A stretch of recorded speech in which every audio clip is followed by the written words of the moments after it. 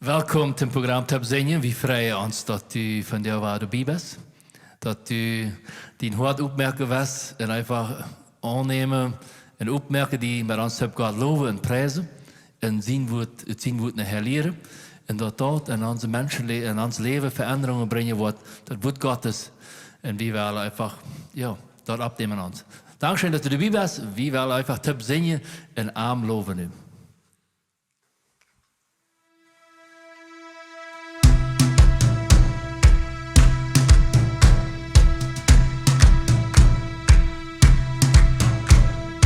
Jesus, du bist gut, du hast mir Rat, deine Gnade reicht für mich. Du betonst die Schuld, wo ich trauen soll, deine Gnade reicht für mich. Jesus, du bist gut, du hältst mir jeder Tag, deine Gnade reicht für mich. Beste war wie mir, auch war einmal für sei, die nicht nur direkt für mich. Oh, Halleluja, die nicht nur direkt für mich. Oh, Halleluja, die nicht nur direkt für mich.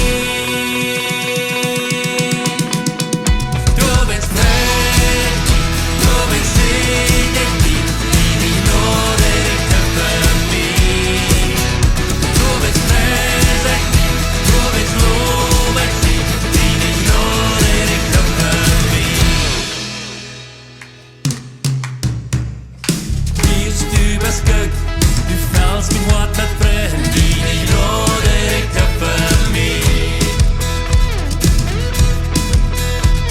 Du bist ein Hüst für mich, eine steht für allen die, die nicht nur direkt für mich. Oh, Halleluja, die nicht nur direkt für mich.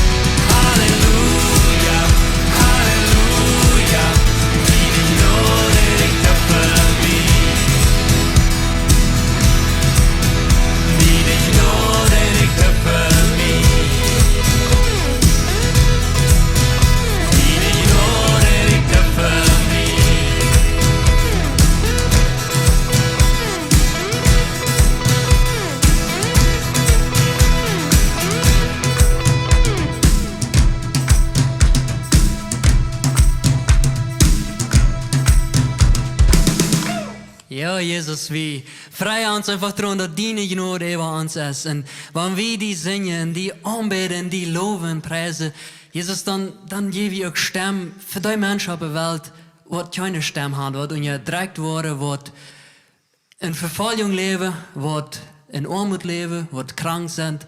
Und dann kommen wir im Jesus Terp von alle Wegen auf der Welt, in verschiedenste Sprachen. Und wir singen die, Jesus, du bist Gott, deine Gnade ist über alle Menschen, deine große Liebe. En wie kennen dan niet anders, Jesus, als einfach als te zingen dat du Gott ons best. En ik lade aan dat we hier einfach terp zingen.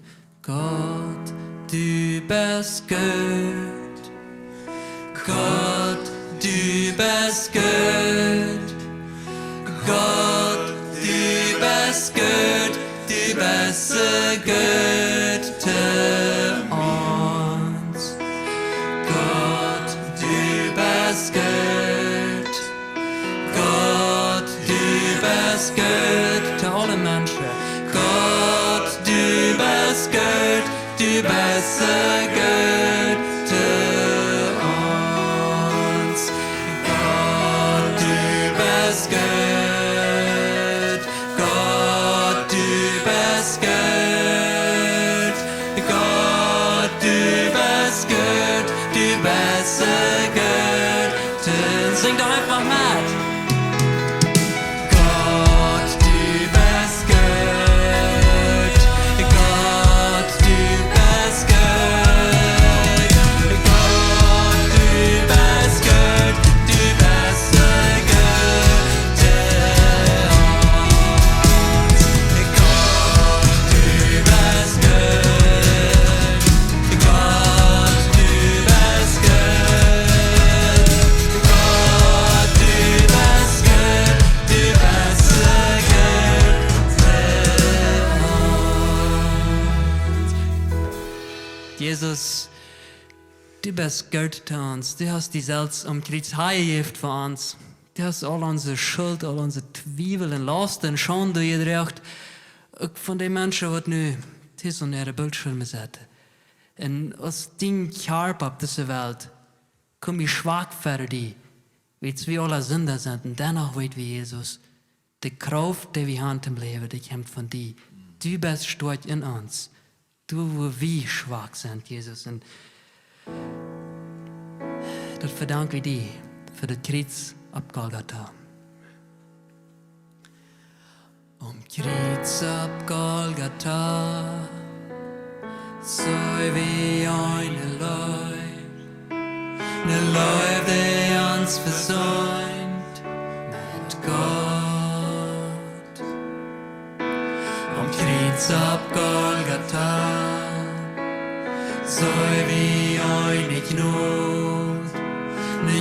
die uns versöhnt mit Gott. Durch deine Leib am Kreuz hab ich Leben, Jesus, durch deine Gröte Grot, sei wie frei. Du nimmst unsere Zweifel weg, du nimmst, was uns Wort bedrängt, für all unsere Schuld, für all unsere Schwachheit, du starbst dir am Kreuz, und stundst weiter ab. Du nimmst unsere Lasten weg, du nimmst, was uns trennt von dir, für all unsere Schuld, für all unsere Krankheit, starbst dir am Kreuz, und stundst weiter ab. Am Kreuz auf Golgatha, so wie eine Leib, der uns versöhnt mit Gott. Am Kreuz auf Golgatha, so wie eine Gnade, der uns versöhnt mit Gott. Der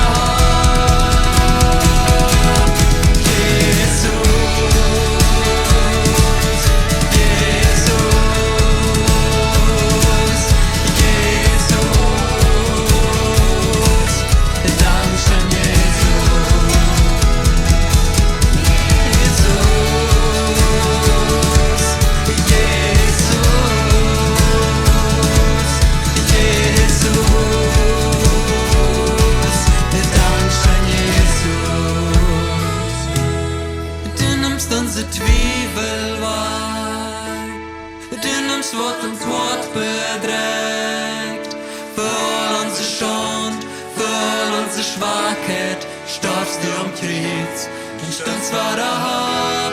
Du nimmst unsere Laste weich, du nimmst was uns trennt von dir. Für all unsere Schuld, für all unsere Krankheit starbst du am Kreuz und stürzt wieder ab.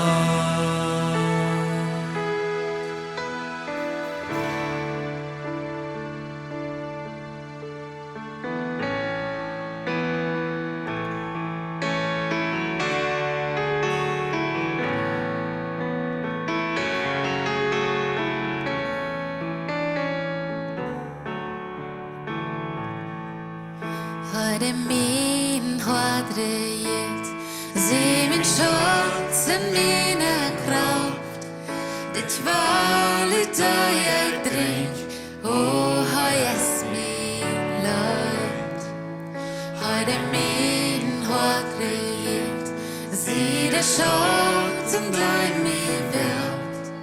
Min råd allen tid, og har jeg du bist gut, gut, oh, du bist gut, gut, oh, du bist gut, gut, oh, du bist gut, gut.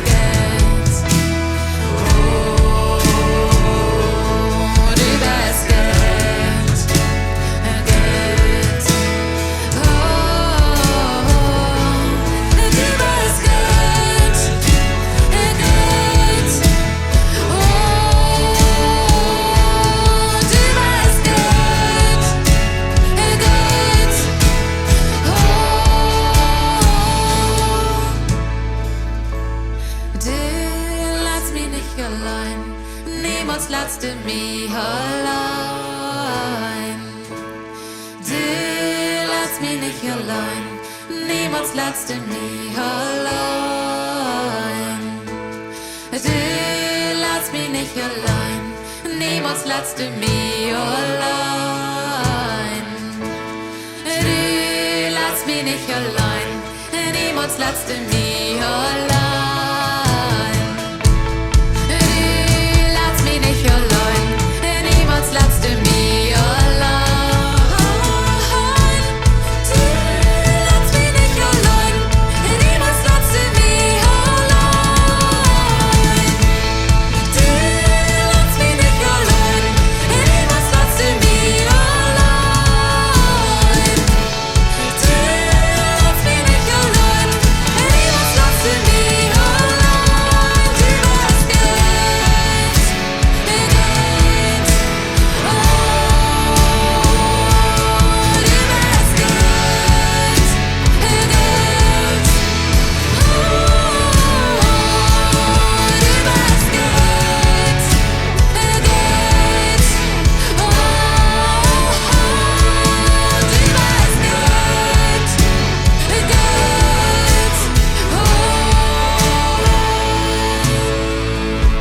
Du bist so gut an uns, Jesus.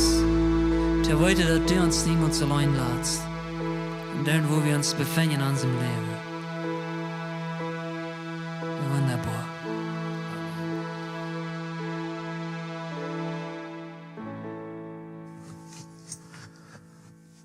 Så laat we hier zo als we ons uitgedrukt hebben en God gezegd hebben, we goed is.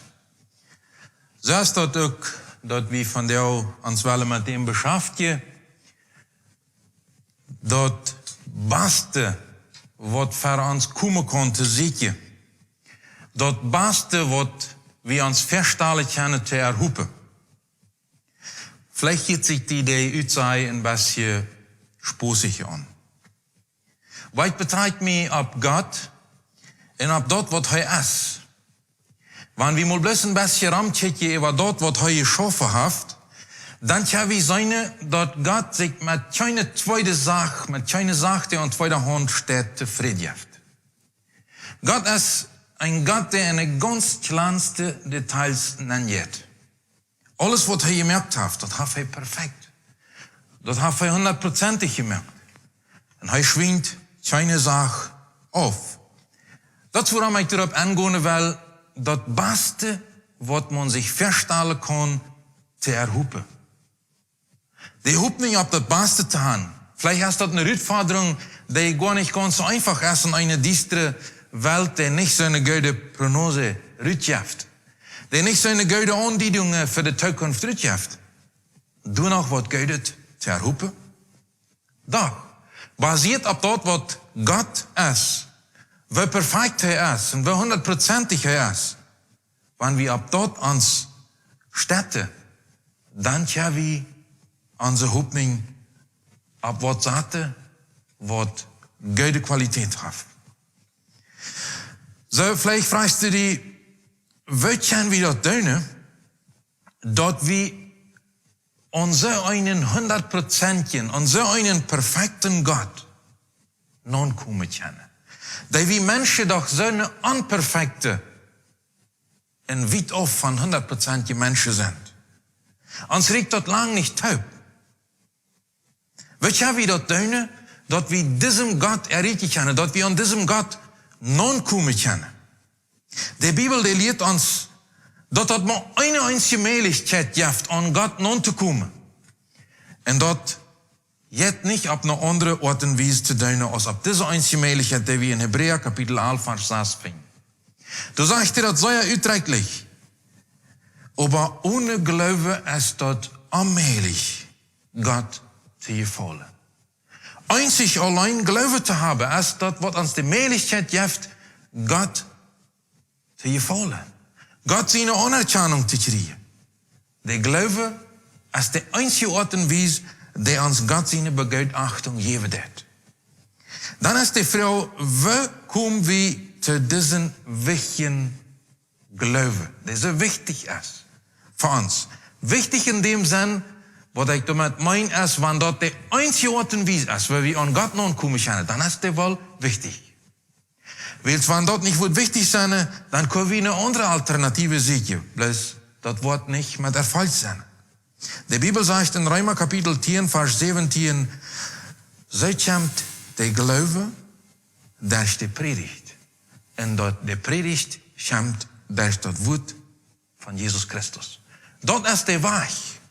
Dat Wort Gottes ist das, was dem Glauben in uns zustande bringen kann. Ist das, was dem Glauben in uns geboren worden lassen kann. Einzig und allein Gott sein Wort. Und so sagt uns das in Johannes Evangelium, dass Jesus das Wort ist und der als Mensch ab diese Erde gekommen ist in uns Fleisch, und das Wort ist Fleisch geworden und uns seine Herrlichkeit vergelebt hat. Jesus, als der hier auf dieser Erde lebt, als das Wort Fleisch geworden wie, der ging ram, predigt das Evangelium, predigt das Reich Gottes, seht die Menschen, die Busse, das Reich Gottes ist ganz dicht bei. Hij heilt Kranke, hij deed verschiedene Wunder. Und so kam das auf einmal, dass da noch mehr wäre, die am gehört hadden, und das ist wieder in Matthäus Kapitel 9, Vers 27 bis 31, seine, als Jesus von da wieder ging zwei blinde Männer heran und schreien, hab Mitleid mit uns, du David ihn sehen. Als Jesus im Hüsten ging, gingen die Blinde auch nur an. Und Jesus sagte an, geloof je dat ik dat doen kan? En zij zeiden, ja, Herr. Dan schiet Jesus ihre Augen an und zei, dat zal krijgt zo worden, als je geloofd hebben. En zij kunnen zijn. Jesus sagt für an streng. Zij zullen zo zorgen dat China dat wordt aanvoeren. Maar zij gingen uit en vertaalden van hem in de ganze gegend. Zij kunnen dat niet voor zich behouden, wat aan passiert weer. Doch aan wie dat passiert, wat zij geleefd hadden im hart. Lijkt wat hier, en Jezus zegt ook die van jou. Dat zal kracht zo worden als du geleefd hast. Da war wir vielleicht nicht ganz mit klarkommen. Aber ich bin Gott so dankbar, dass er nicht so hart ist mit uns und ans Fuß vom Dach schafft, wenn wir nicht einmal klarkommen mit seinen klaren Worte aussehen, als er merkt, so als du läufst, so soll das werden. Was läufst du? Was ist in deinem Hart? Was ist deine klare Überzeugung? Zu was stehst du? Gott will mit uns Gemeinschaft haben. Und er will uns die wil dat we am Noda kennen leren en die wil ons leren. Die zegt is, hij wil dat du meer en meer weet wie hij is. En ik stel die mal een kritische vraag. Kannst du Gott bloß van dem, wat du van anderen even am davon am gehoord hast? Oder kannst du am uit deine persoonlijke ervaring? Met dat wat u im Alltag erlebst, met dat wat u am Sonntag erlebst, met dat wat u op die Arbeit erlebst, kannst du Gott von du? Oder kannst du am von dort, was ein Prediger die vielleicht gesagt hat, oder was die Ältere, die vielleicht mal irgendwann gesagt haben? Paulus sagt in 2. Timotheus Kapitel 1, Vers 12. En dit is de oorzaak waarom ik dit liegende. Aber ik schäme mich damit nicht, weil ik weet, aan wem ik geleefd heb. En ik zie me zeker dat hij me dat, wat ik hem aanvertrouwd heb, wat aan jenem dag bewaren kan. So dit wordt niet uit eine zaak geboren, wat aan irgendwer over Gott mal verteld heeft. Dit is een am geboren worden, der zijn persoonlijke ervaring met Gott. Ik weet, ik kan me ganz op hem zetten. Ik weet, ik kan me ganz op hem verlaten. Ik weet wie hij is. Ik kan met een vollen hals tot uitzeggen dat God wordt me niet beschermen. Die wordt dat wat ik hem aanvertrouwd heb, wat aan eng bewaren. Hij is fähig en ik kan dem zo staan. Ik kan dem zo dat wat hij me verspreekt, dat hält hij. Ik kan dem zo dat wat hij voor heute heeft, erfüllt zich. Ik kan dem als een God, der treuen gereicht ist. Ik kan dem als een God, der Geld ist.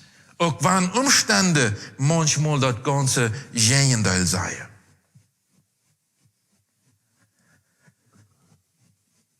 Dien Glaube ist das, was die Darstellung wird. Das ist nicht dien Vater sein Glaube. Das ist auch nicht ein Prediger sein Glaube. Das ist auch nicht dien Gemeindeleider sein Glaube. Das ist auch nicht dien früher Glaube oder dien Mann sein Glaube. Das ist dien persoonlijke Glaube, was die Darstellung wird. Der Schlüssel, zoals Jesus das sagt, der liegt in deiner Hand. Zeg dem nicht bei anderen, zeg dem nicht auf andere Städte. Der ist ganz dicht bei dir. So als du geleefd hast, so wird die worden. Laat ons toch abheren met ram den brie ram rieren. En met de ram reden en zijn uitreden te vinden. De realiteit is ganz klar. Du en ik, voor God zijn je vrucht. Wat is dan das Glaube, von dem ich hier rede? Ich rede hier von einem ganz einfachen, verständlichen, annehmbaren Glaube, den wir in der Bibel basiert finden. Im Hebräer Kapitel 11 ist das sehr klar beschrieben, was das für ein Glaube ist. Was das biblische Glaube für ein Glaube ist. Und das sagt du, der Glaube ist die Gewissheit, dass wir dort schreien worden, ab was wir hoffen. Und es ein Nicht-Zweifel an dort, was wir nicht sein können. Das ist ganz einfach. Aber das ist der Glaube. Der Glaube ist die Hoffnung, ab das Beste, ab das, was wir nicht sein können. Wir zweifeln dort nicht an. Wir sind uns bewusst, weil wir kennen dem, auf dem wir unseren Glaube gesagt haben. Glaube ist das Beste erhupen. Das ist Glaube. Wenn ich nicht das Beste erhupen kann, dann wird wahrscheinlich Mangel von Glaube in mir sein.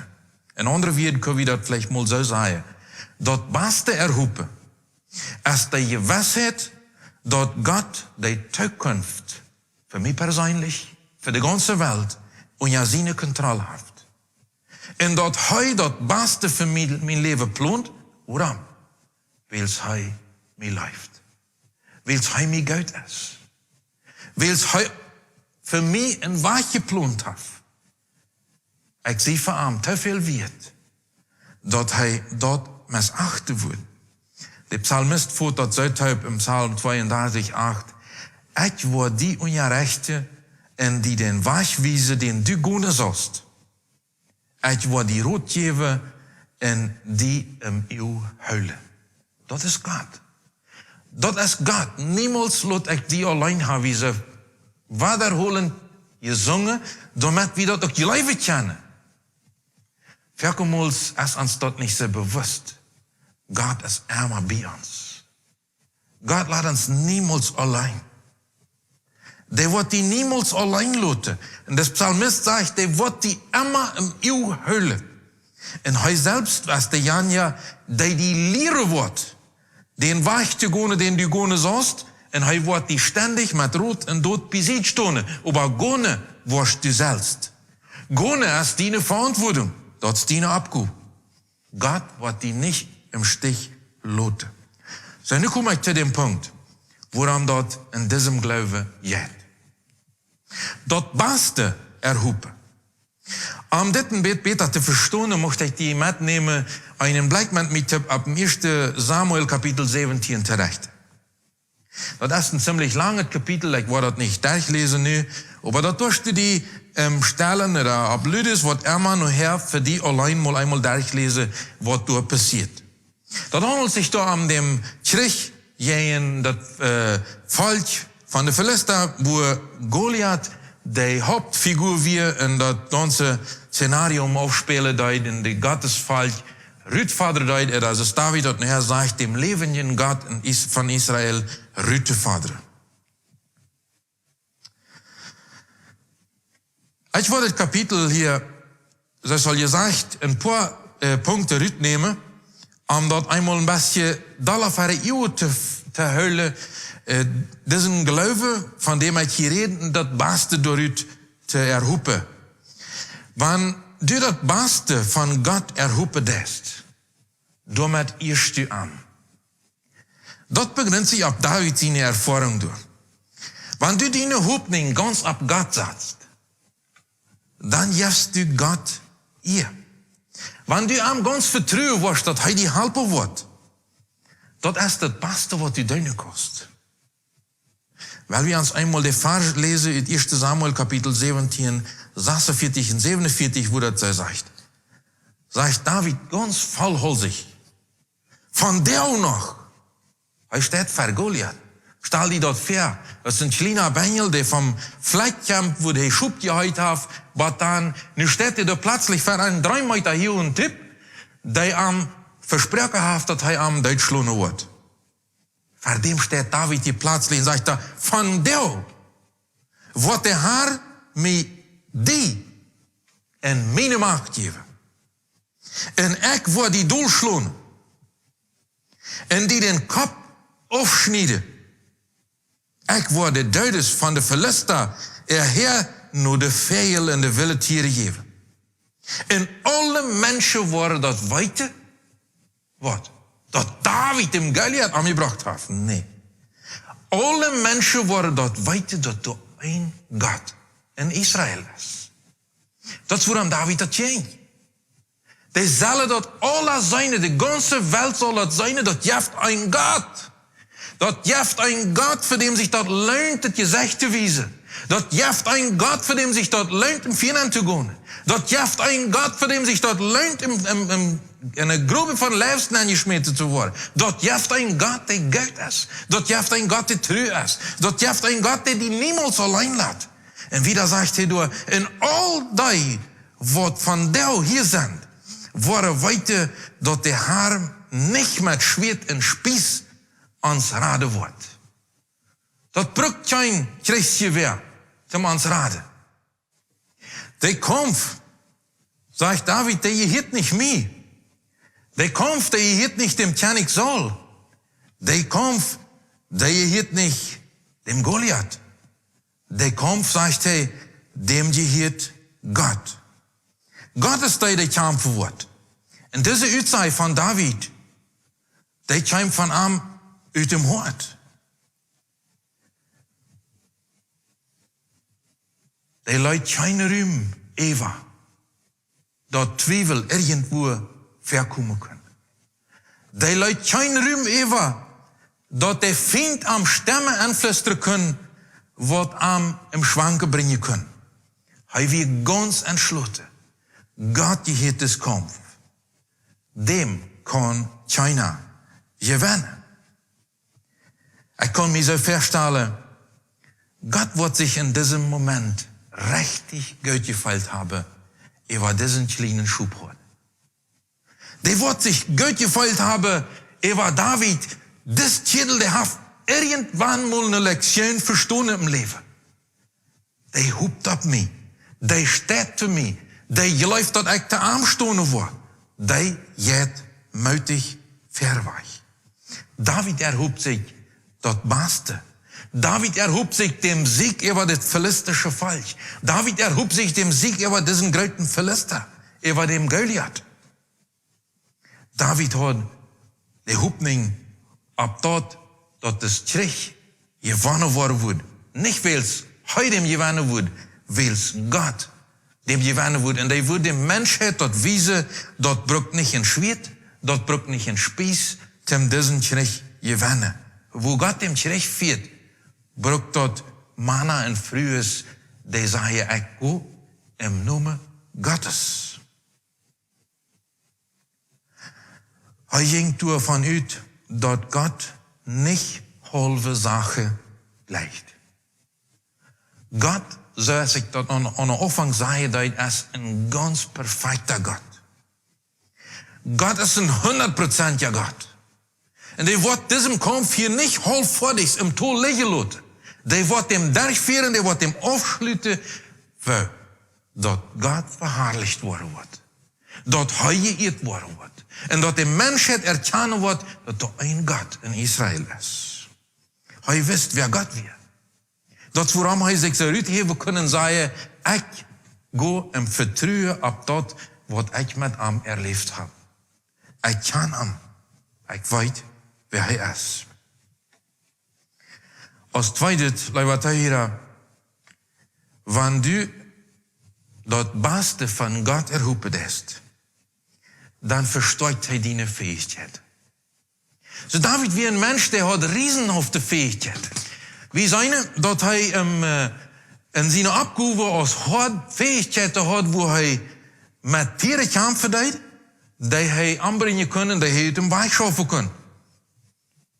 Er wie ein Mensch, der viel leisten kann. Nu handelt sich das hier um einen Jener, das nicht Tier wäre. Da wären nicht Tiere, da wären Menschen, das wäre ein großer Mensch. Der viel gerade wie aus Hai, wo er mit der Rückforderung entgegenging, mit Saul seine Kleider, sich versagte Kleider, aus dem Kriegsmann utelaten. Bis dort schafft er jetzt wenig richtig. David hat andere Fähigkeiten. Er sah seine Hoffnung auf Gott und er erhobt das ganz Beste von Gott. Dass Gott ihm hier nicht zu schämen bringen würde. Er würde nicht zu schonen worden. Stellen wir uns das mal ein bisschen fair. David ein kleiner Mann. Ab einen Berg ist das israelitische Volk, ab dem anderen Berg ist das philisterische Volk. Im Tod sollen sie sich treffen. All die Menschen, die da sind, die kennen das seine. Und wie viel von denen sind bereit zu sagen, David, ich sehe die dort, das wird du nicht hankriegen. Dort hat wir alle klar vorher. Dort wird er ab sich genommen. In diesem Tool nennt ihn. weil es am dort sehr amaglich wie dort jemand von der Gottes Volk seine Feind, Gott rührt Vater deid. Dort wir am amaglich. Doch wir haben dort sehr klar, dort das Krieg ganz Gott gehielt. En Highlight keinem Raum nennen kommen für diesen Zweifel. Du kannst je ook luisteren en wat erst, wann du dann nicht getroffen hast.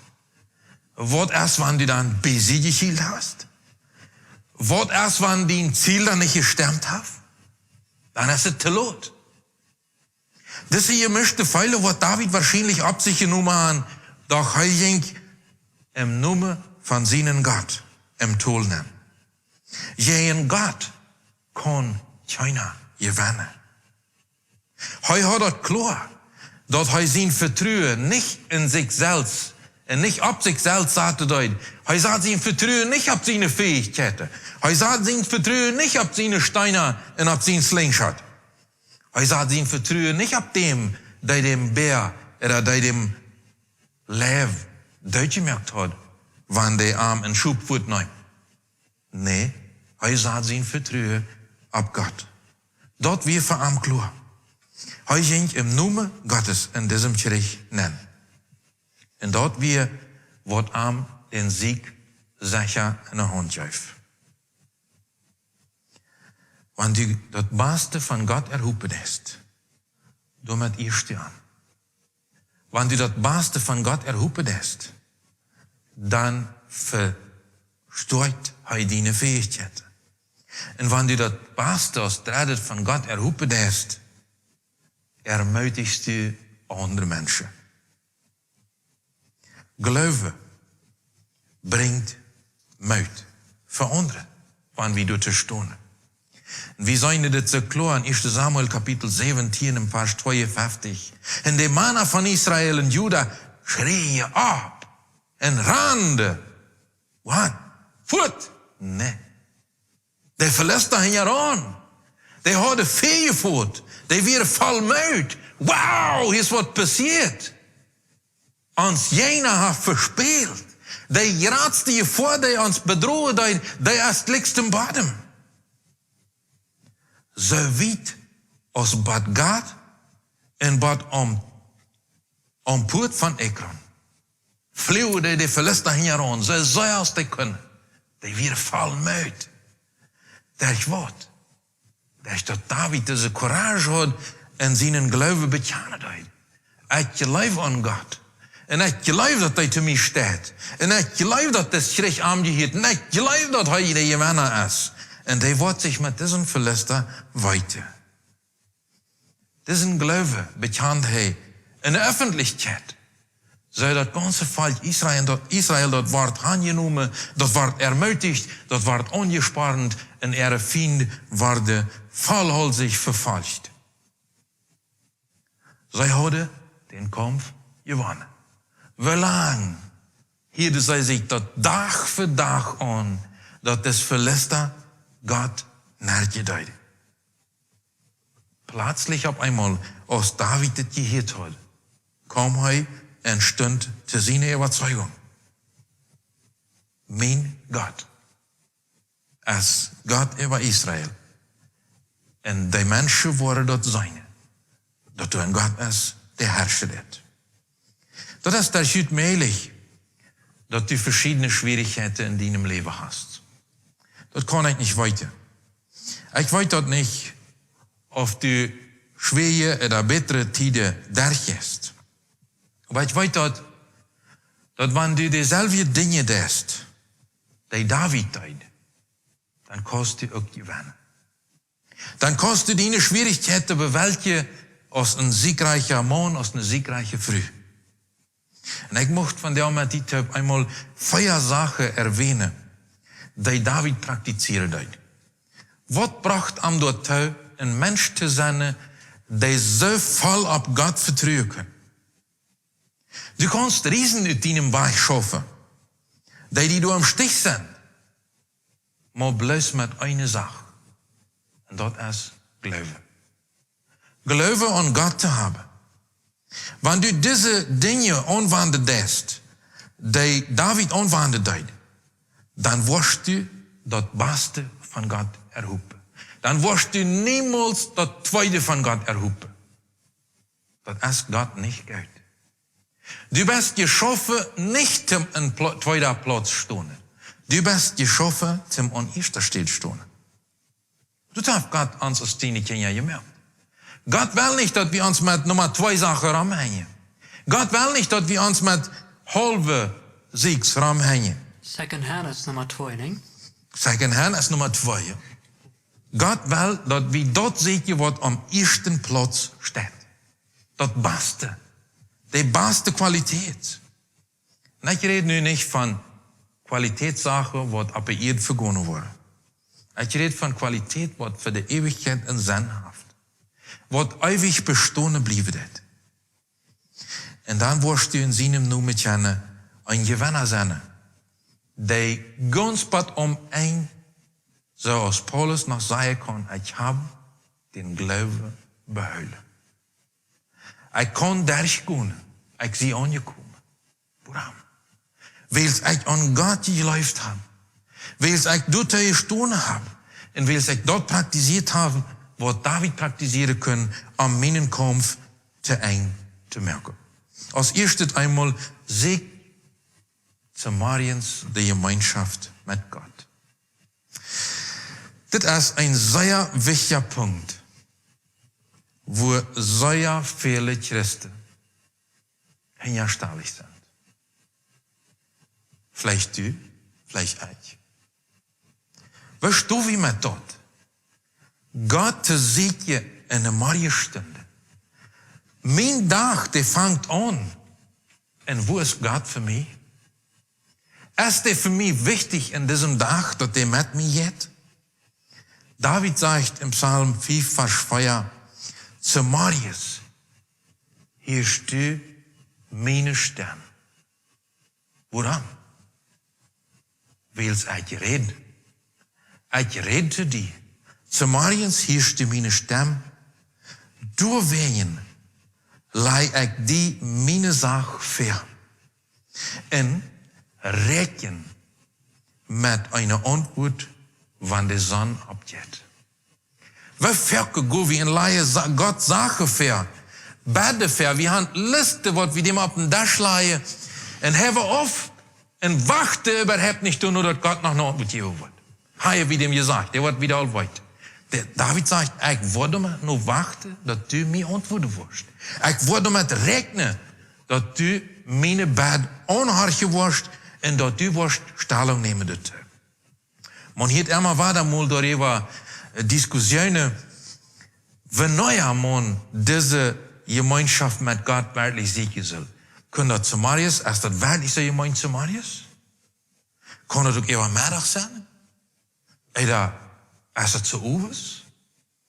Doch, ich denke mal, du hast eine gewisse Wahrheit dahinter. Für mich ist das wichtig, dass du und ich, dass wir unseren Platz finden, wo wir hier. Aber ich denke, der Psalmist hat das mit einer ganz bewussten Sache getan.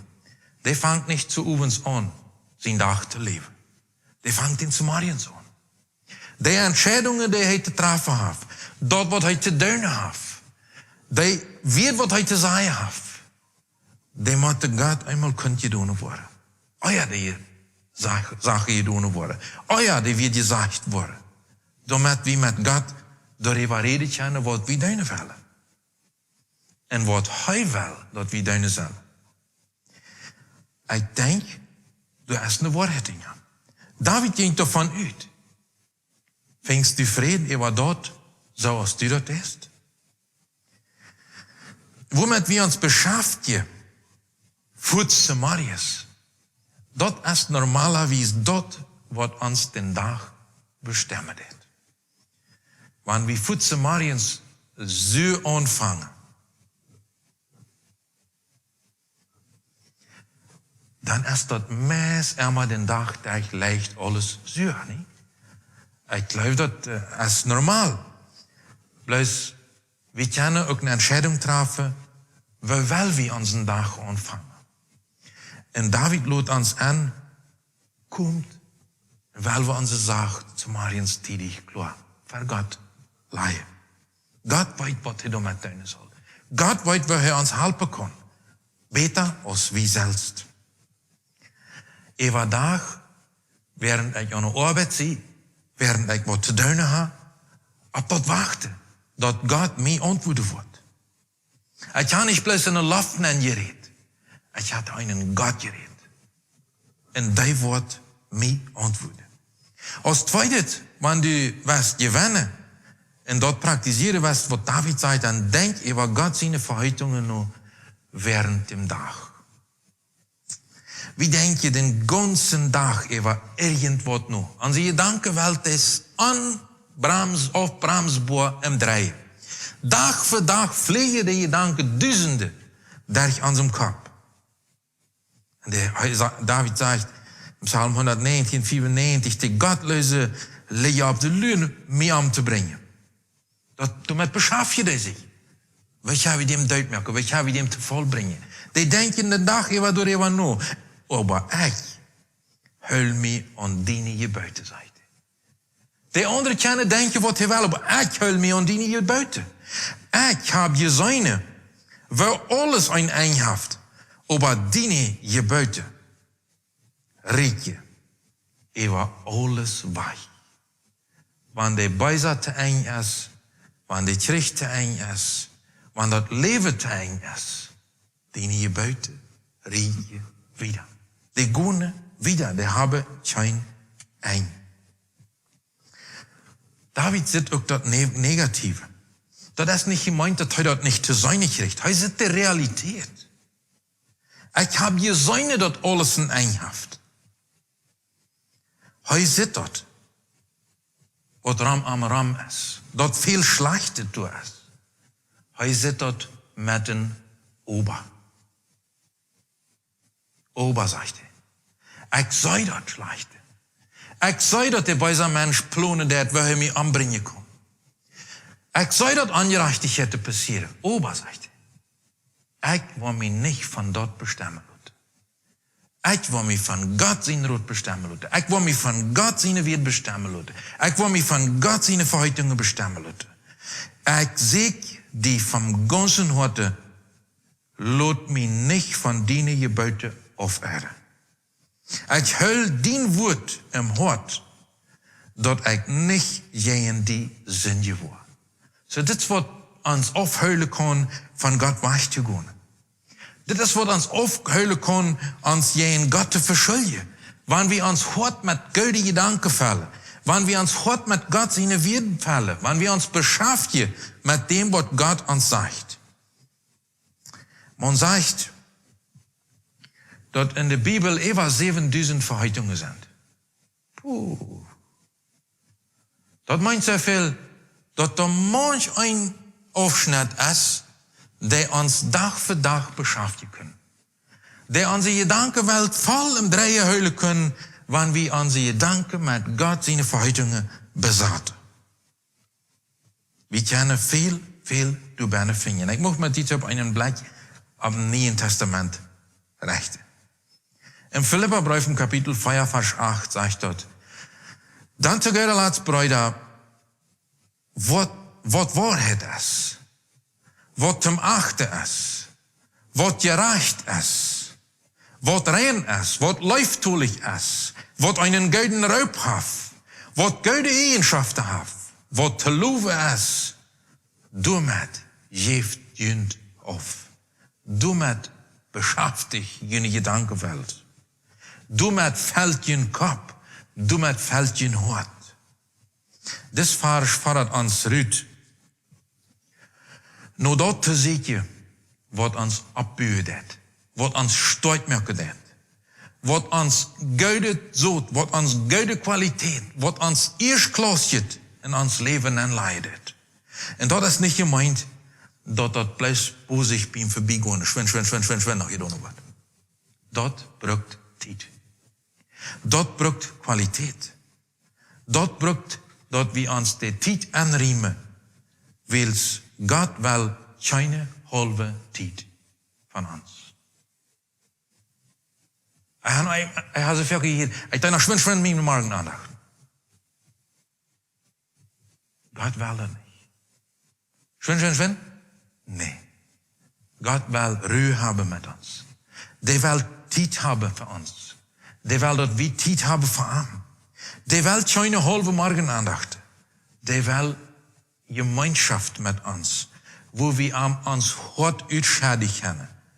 Und wo wir Hoffnung sammeln können, das Beste von ihm zu hopen. Dass wir ihm kennen leren, te weten wie hij is en wat heeft God ons te bieden.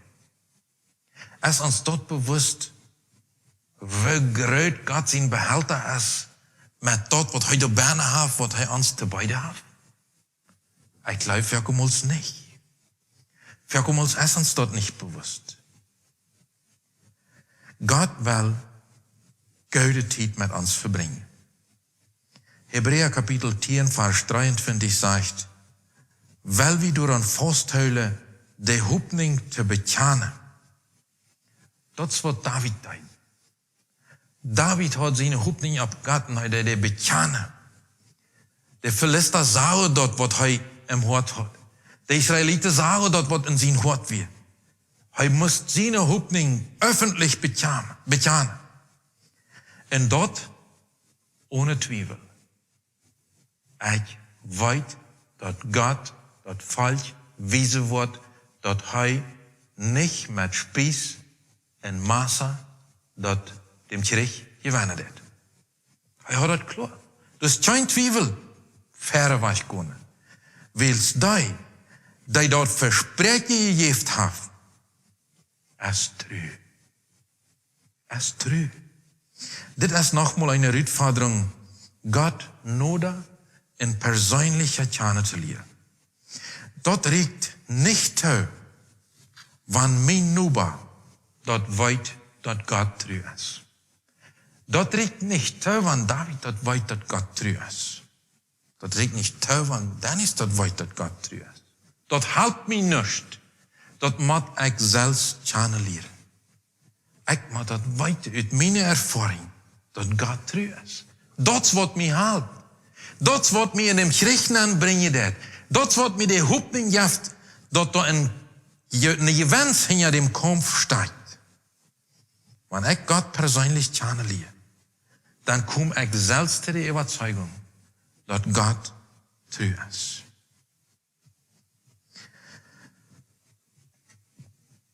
God is immer trouw. Ook wanneer u im grootste Trouble bist. Ik herinner nogmaals an dem Vers, den ich al einmal zitiert habe, uit Hebräer Kapitel 11, Vers 6. Aber ohne Glaube ist das allmählich Gott zu gefallen. Wer nur Gott kommen will, der muss geloven dat hij is. En dat hij die belohnt, die am ernstlich sieht. Erkennst du die Verheißung, was Gott für die du hängen hast in diesem Vers? Das gibt eine Belohnung. Das gibt eine Belohnung für die, die 100% sind. Das gibt eine Belohnung für die, die sagen, ich gebe mich nicht zufrieden mit einer halben Morgenandacht. Das gibt eine Belohnung für die, die sagen, ich sehe reinen Preis zu tun, Hauptsache Gott kennen zu lernen. Das gibt eine Belohnung für die. Das ist eine Verheißung hier. En God is trouw. Dat derde wat David praktiseerde, dat is vertrouwen op God. Ook dan, wanneer de omstandigheden niet zo goed uit zijn. Waarom wir dat zeer klar? Als hij nu dat fall kwam, als hij kwam in werkelijkheid zijn bruidambed te bezieken, wil zijn vader Isaïe hem doorheen geschickt had. En hij zal hem mal een beetje wat meer terugbrengen, om hem dat bewijzen dat zijn bruider, dat zijn zoons nog leefde, ja. En hij wil weten waar dat er geen terecht. Dat is wat hij doet. David kwam en zag dit ganze, wat er passiert om zich ram, dat ziet je niet zo goed uit, nee? Zo'n grote mens, die het volk, en die dem God van het volk Israël uitvaderd heeft, dat ziet niet zo goed uit. Maar hij wist dat God kon vertrouwd worden, ook wanneer de omstandigheden slecht uitlopen. Dat is je leicht mutig te zijn, wanneer alles goed gaat. Dat is leicht vrouw te zijn, wanneer we gezond zijn, wanneer we arbeid hebben, wanneer alles te betoelen is, wat we toelen moeten. Dat schafft je zo fijn. Maar we zitten dat in onze hart uit, wanneer dat aanvangt afwaarde te geven. De psalmist zegt in Psalm 42, 6, waarom bist u zo bedrekt om mijn ziel? Waarom zo arg in mij? Verloot die op God, wils ik waarom nog danken, mijn heiland en mijn God. God wil met ons tuip wandelen. En hij wil ons ertragen. Hij wil ons leren door met wie zo zijn het kennen als hij zich dat verstelt van ons. Als hij ons hebben wil.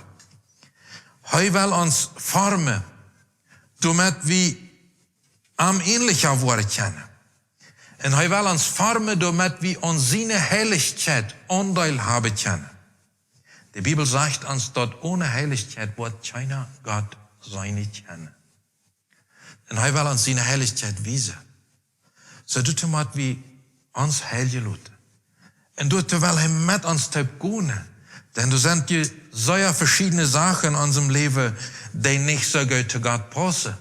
En die niet een heilige klank hebben. En die wil hij van ons aftuinen. Hij zegt in Hebräer 12, Vers 10, onze vaders hebben ons maar eine korte tijd beleerd, zoals zij dat vergoed hielden. Aber Gott heeft ons beleerd, te ons allerbastet, dat we ondeel aan zijn heiligheid hebben. Dat is waarom God met onze stolper je met ons zit. Dat is waarom God ons met onze zware situaties durch kunnen laten. Waarom? Weil hij ons unendlich sehr leeft. Zijn Leib, der ist nicht zu begreifen, noch zu beschreiben ans jeden Ewer. Der heeft nicht Grenzen. En hij wil dat we am die Lichter komen kennen. Hij wil dat we van zijn heiligheid deel hebben zullen kennen. Gott will den Hort nicht mit einem zweiten Haar deilen. Hij wil die ganz, zoals ik dat eerst al zei, 100%.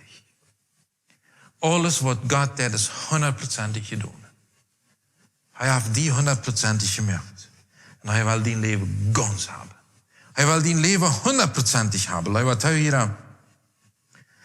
We zijn uitgeforderd, een gezicht te hebben. Niet van jou eind en Maria en ander. Niet van jou zo en Maria anders. We zijn uitgeforderd, een mens te zijn en een gezicht te hebben. God zegt ons dat zeer klar.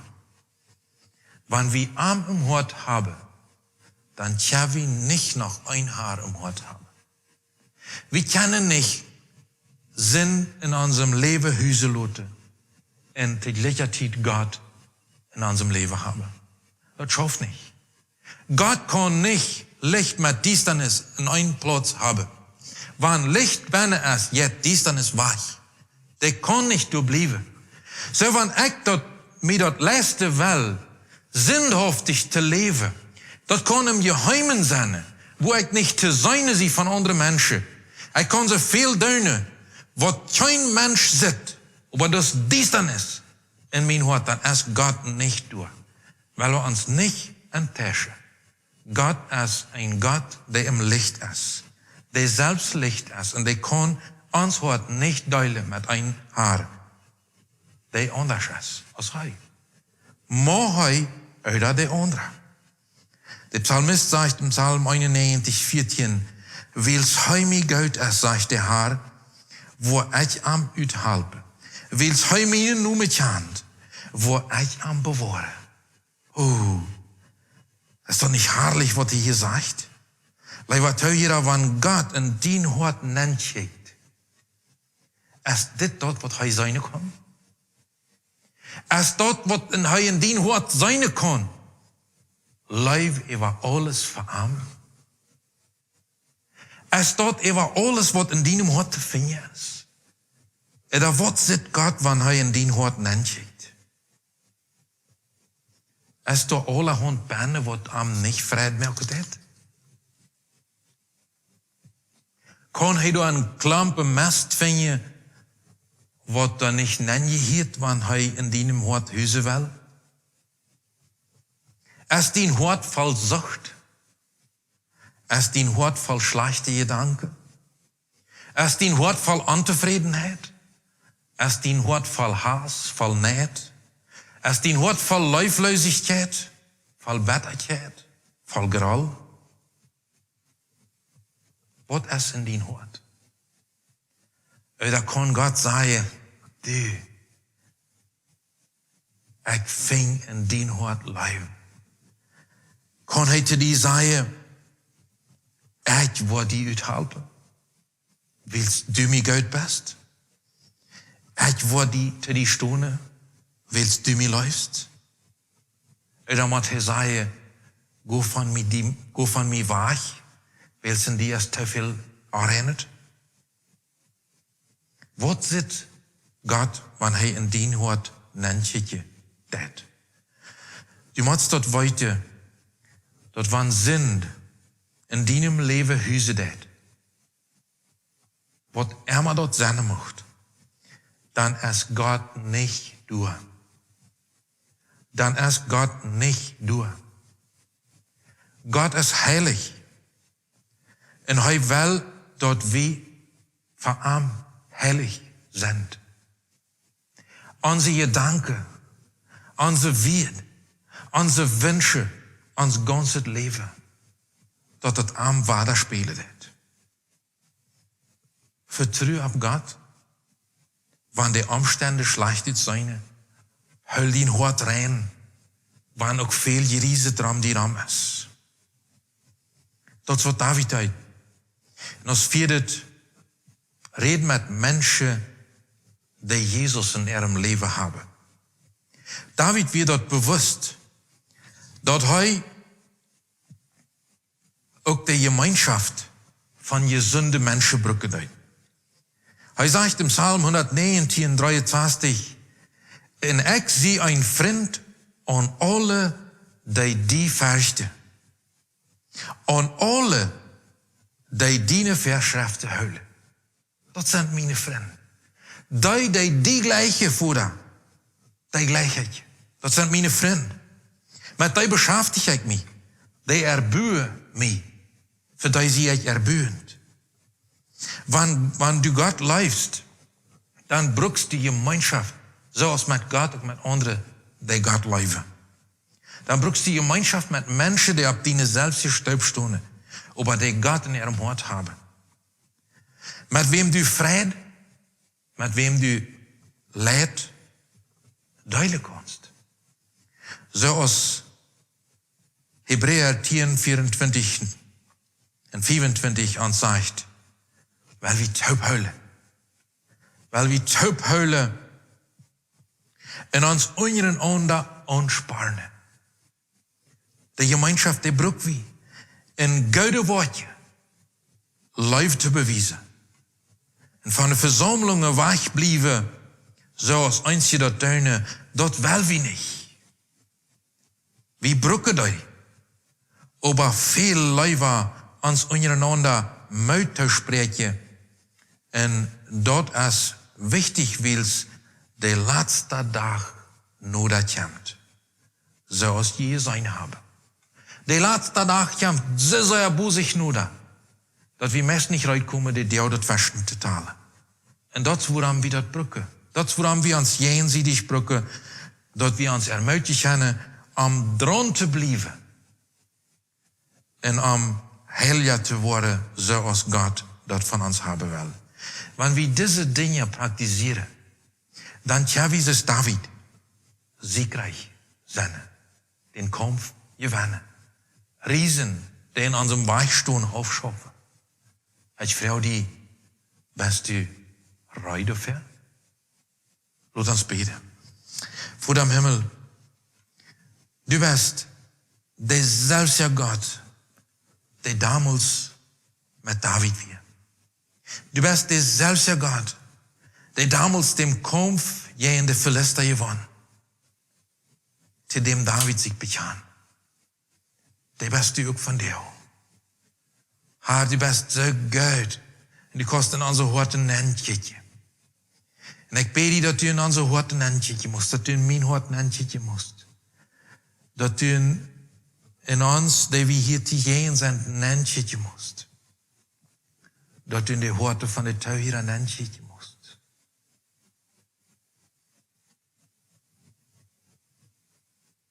Vielleicht überrascht du die. Hanen war da als einer, zu dem du sagst, ich will die halbe, wenn du mir Geld bist. Und dann war da einer, der ist so voll Bitternis, Leuflosigkeit, Hass, Geriese zu binnen. Ich bete, wenn du dort fängst, Herr, musst du evacuieren von der Sinn, vom Gerechten, von der Gerechtigkeit.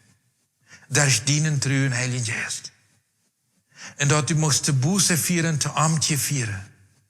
En dat vergeving van de zin du passieren kan. Laat hier, want dat dien val is. Dan lood ik die aan, lood Jezus aan, dien hart rein te waschen. De laatste dag, die komt nodig. En hij mocht die metnemen. Hij mocht die metnemen met amthuip en herrlichkeit te zijn. Best u rui dafür? Best u rui die van am ruimelken te loten? Die heilige te loten. Ik lood die aan die hart op te doen. Wils God weet wat hij met onze harten te doen heeft. Herr Jesus, moest in jeder einem van die wie den Boot geheerd haben von jou. En onze harten herrschen, regieren, reinigen ons heilige, damit wir die oder ein ähnlicher kommen können. Damit wir an die Heiligkeit keine Port haben. In Jesus' Namen. Amen.